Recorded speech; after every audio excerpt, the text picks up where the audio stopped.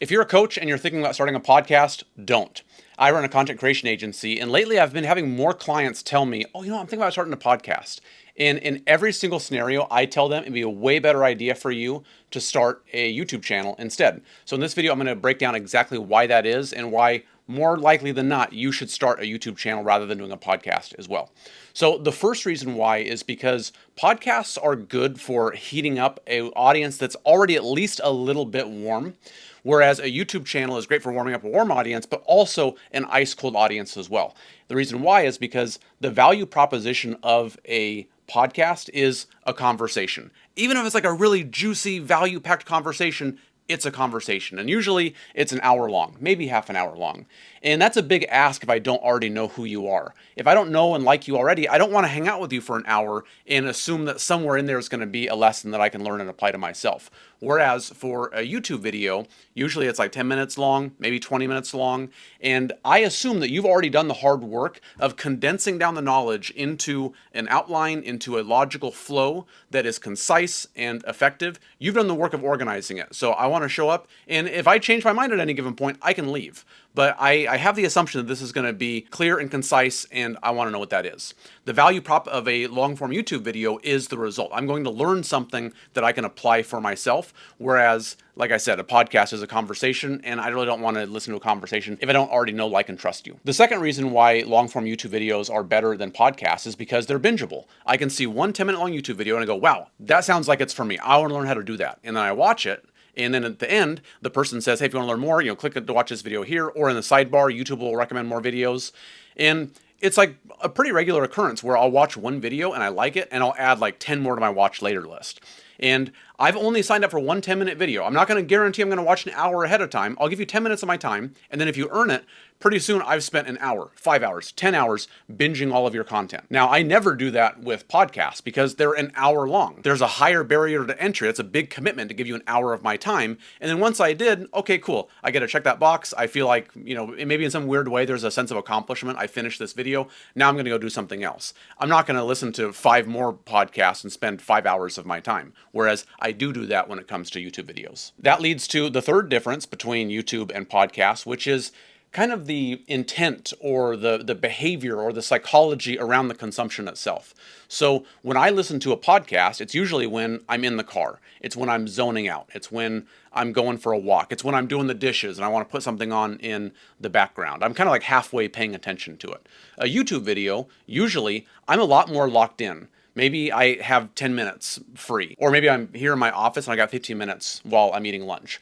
And I'm paying more attention, I'm focused, I find a video that teaches something, okay, cool. In the next 15 minutes, I want to learn how to do this. So my attention is undivided. As a business owner, I would way rather have 15 undivided minutes of attention rather than an hour of distracted attention. The fourth difference, and this should be pretty obvious, is that a podcast is not even about you. Like 99% of podcasts, you're interviewing somebody else. So they're taking up most of the time of the show. If you're using this to run a business, you want you to be the focus of the content. You want to be teaching something. You want people to build a relationship with you. You want to build rapport and establish reciprocity with your audience, not between your guest and the audience. So yeah, podcasts are enticing because they're easy to do. You just hop on a conversation and ask some questions, let the other person talk. But we're not trying to pump them up. We want to build that relationship. So when you do that YouTube content, you are the one making the connection with the audience. That also leads to maybe a deeper reason why I think YouTube videos resonate more, which is because with podcasts, like I said, they're easy. You don't have to do a lot of preparation ahead of time. You just have a conversation. People will push back against that and say, yeah, but if I do YouTube videos, I got to figure out what to talk about. I have to write outlines. I have to look into the abyss of the lens and talk into a little black dot, and it's awkward. I have to do 50 takes, and I still don't like how the end product comes across. And that's exactly why it's so effective. In order to be good at it, you have to put time and energy and thought into it.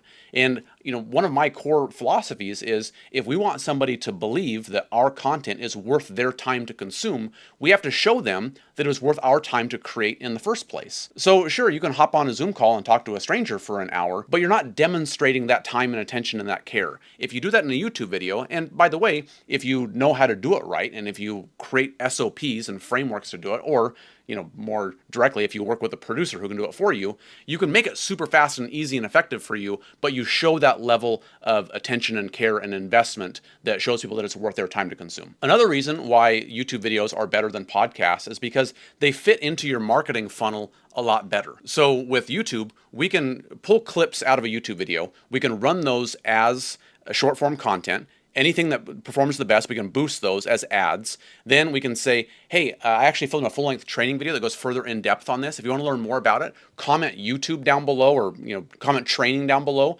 and I'll send you a link to it. And then ManyChat will send them a link that pushes them over to YouTube. Now we've built a content funnel. So we post organic, our best post becomes ads, so the algorithm tells us what converts the best rather than us having to guess. That pushes to long form. We literally nurture people 10 times faster. Then in the description below, we can have links to our email list or low ticket front end offers. All of that is hard to do with a podcast. I'm not going to see an ad on Instagram and then opt in to all of a sudden go over to a podcast app and spend an hour listening to two people have a conversation. That's a huge interruption and it's a huge ask, but that does work with YouTube. Another reason why I recommend doing YouTube instead of podcasts is because it's easy to get in somebody's routine. So I'd listened to the same handful of podcasts for years, and not only have I not added new podcasts to that list, but podcasts have dropped off of that list. I listened to Rogan, I listened to Theo Vaughn, I listened to Sean Ryan.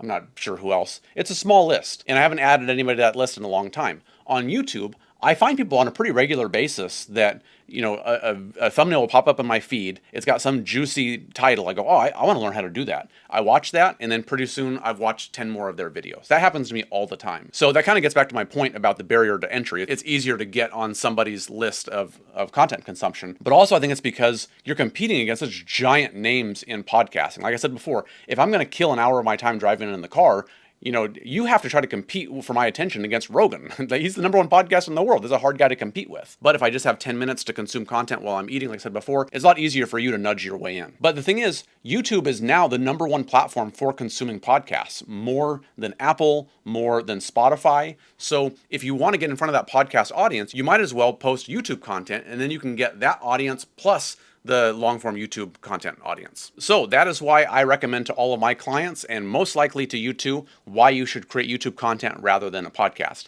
If you are still dead set on doing a podcast, I know how it is. You get an idea in your head and you're like, yeah, it makes sense, but I still really want to do what I wanted to do anyways. If that's you, what I would recommend doing is creating a private label podcast. So I used to work for James Altucher a long time ago, and he did a private podcast that he would publish just for his paid community. And it was a kind of cool value proposition because there wasn't a set schedule for it. He would just be traveling somewhere, and he would sit down with somebody that was, it was kind of crazy that he would have access to them.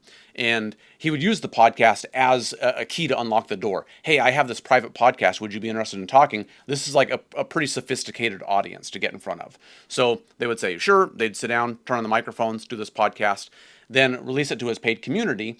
And it felt like a really valuable thing because it wasn't just another podcast. You get to be the fly on the wall of a pretty exclusive conversation. And then a month down the road, a year down the road, he would put that on his social media for free so he could still, get a little bit more juice out of that. So now it kind of checks all the boxes. He gets to do his podcast. He gets to use it as an excuse to connect with people that would be hard to otherwise connect with. He gets to provide even more value to his audience, but he also doesn't have to commit to doing that podcast every single day where it becomes a chore. He gets to use it as a key to unlock doors when he wants to, but he doesn't get shackled to it where it becomes a weekly hamster wheel. So if you're dead set on a podcast, make it a private label podcast and then focus on doing a long form YouTube video instead. If that still feels daunting, like, oh my gosh, what am I going to make YouTube videos about? I don't know what to talk about. That seems like a lot of work. I have a link down below to my 30 YouTube ideas in 30 days email list. Just drop in your email address, and over the next 30 days, I will send you one awesome YouTube video every single day to your inbox. You will never have to worry again about what you're going to make YouTube videos about. And then if you want to learn how to make YouTube videos that aren't just more content, but they actually will help grow your business, there's a link down below to the 24/7 YouTube Salesperson. That'll show you how to make YouTube videos that make sales for you on autopilot every single day. So go check out those links and then watch this YouTube video where I show you how to build an entire content ecosystem around your long form YouTube videos.